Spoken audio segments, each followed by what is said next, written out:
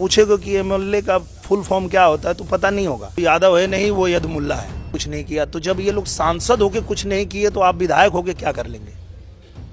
आप इतना जो उड़ रहे हैं, आज जैसे लग रहा है आप विधायक बन के पूरा धरती पलट देंगे। तो जी हाँ, निरहुआ और खेसारी लाल के बीच भाई साहब छिड़ चुका है एक महाजंग। जी हाँ, जैसे ही आया था बिहार में चुनाव, उस टाइम से आरजेडी से शामिल हुए थे खेसारी लाल यादव और बीजेपी से भाई साहब 3-3, 4-4 सुपरस्टार। क्योंकि खेसारी लाल को हराने के लिए चारों सुपरस्टार अपना एड़ी चोटी का दम लगा चुके हैं। वही में एक बाइट आया है निरहुआ का, जो निरहुआ ने बताया है कि खेसारी लाल भाई साहब यादव नहीं, ये यदमुल्ला है। तो पूरे बीजेपी वालों को ऐसा क्यों लगता है कि जो लोग भाई बीजेपी के सपोर्ट में नहीं है वो सनातनी नहीं है, वो हिंदू नहीं है?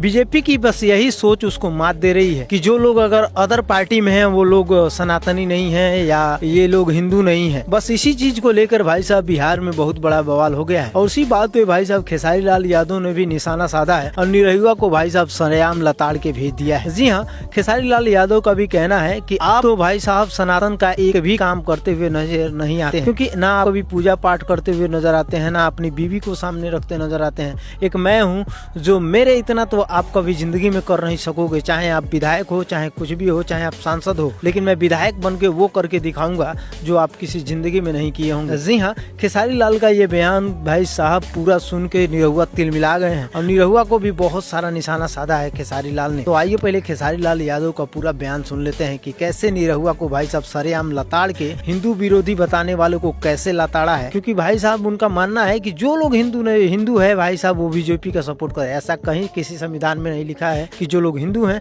वो बीजेपी का ही केवल सपोर्ट करें, ऐसा कहीं नहीं है। काम करने की बात है, विकास की बात है, तो आप किसी भी पार्टी में रह के अगर विकास की चेष्टा है आपके पास, अगर विकास करने की नीयत से आप उतरे हैं राजनीति में, तो आप किसी भी पार्टी में रह के विकास कर सकते हैं। ऐसा ये जरूरी नहीं है कि आप केवल बीजेपी में ही रहेंगे तो विकास होगा। ऐसा बहुत कुछ कहते हुए खेसारी लाल यादव ने भाई साहब निरहुआ को सरेआम लताड़ा है। तो आइए पहले खेसारी लाल यादव का पूरा बयान सुन लेते हैं, उसके बाद की बातें जो है सीधे लास्ट में करते हैं। पूरा लोग घेर ले बाप, केंद्र से लेके जितना हमारे बड़ भाई लोग आशीर्वाद दे के हमारे के बड़ा कैले बा, सब जना हमारे पे बोलता रहे, हम निमने बतिया कहता। ई बताई जे मंदिर जरूरी बा, मस्जिद जरूरी बा, गुरुद्वारो जरूरी बा, आ रोजी रोजगार जरूरी नहीं है। जब इन लोगों से सवाल करिए कि विकास की बात करिएगा तो कहते अयोध्या में राम मंदिर बन गया, अच्छा है, हमें चाहिए भगवान, हमें चाहिए, लेकिन ये बताइए कि भगवान दिल में उत्पन्न होता है कि मंदिर में? हनुमान जी शारदा हनुमान जी के रहे ना तो सिनेमा फरल है, सीताराम के दिखा दे, तो पहले दिल में उत्पन्न होता है। हमारे लिए मंदिर, मस्जिद, गुरुद्वारा, सनातन सब जरूरी है। आपके कहने से हम थोड़ी फॉलो करते हैं, आपके कहने से पूजा पाठ करते हैं, हमारे मन में भगवान है इसलिए करते हैं। लेकिन आपका ये भी विषय है जे आपको वोट, हमने आपको वोट दिया, आपने सनातन बचा लिया, मान लिए, लेकिन रोजगार कब देंगे आप? पूरे जीवन सनातन ही बचाएंगे? सिर्फ सनातन पे बात होगी और रोजगार पे बात नहीं होगी। जब भी एनडीए के किसी नेता से पूछिएगा तो हर हर महादेव, हिंदुस्तान है, हिंदू मुस्लिम, अरे हमें कब तक लड़ाओगे यार? हमें बिजी करो, हमें रोजगार दो। आज 20 साल से मैं हर चुनाव में एक ही सब सुनता हूं, एनडीए के जितने भी प्रत्याशी हैं, जंगल राज, जंगल राज।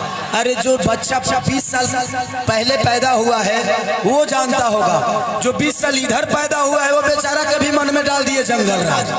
अभी तक जंगल राज है। 20 साल से आपके हाथ में है, सरकार है, तो आपने कौन सा स्वर्ग बना दिया हमारे बिहार को? बताइए, आपको बना देना चाहिए ना। ना एक फैक्ट्री लगी, जो चीनी मिल चल रहे थे वो भी बंद करा दिया आप लोगों ने। अब की सरकार बदला के बाबे बदलाई ना।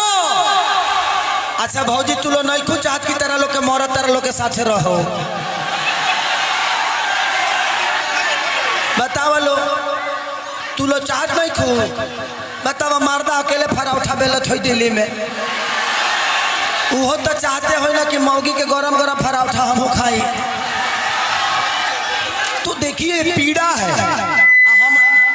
हम जहाँ लड़त नहीं लोग के बुझाते, हमारे लिए राजनीति बिजनेस नहीं है, बिजनेस नहीं है, भगवान ने पैसे बहुत दिए हैं। हम सुतियों के कमाई ले सुतल रही ले आ तब तक ले पलंग सगवान के रात में लोग सुनत रहेला।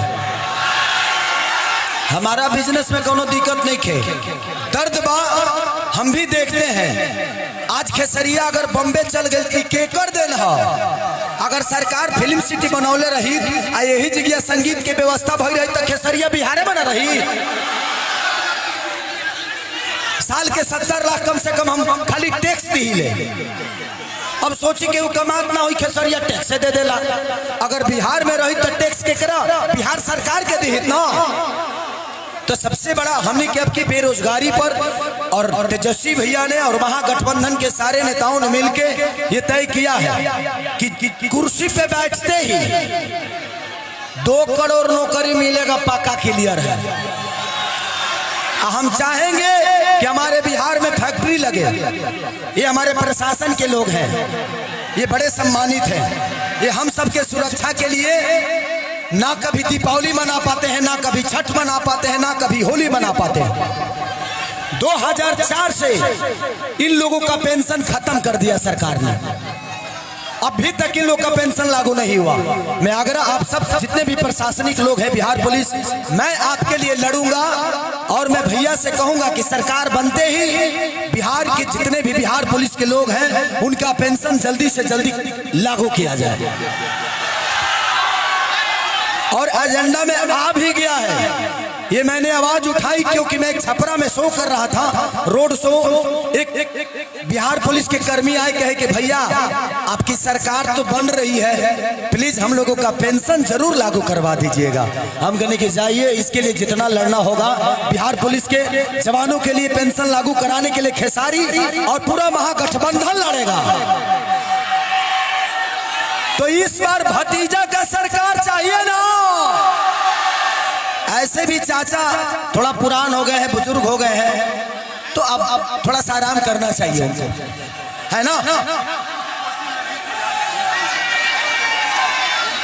और एक और मैं भैया से कहूंगा कि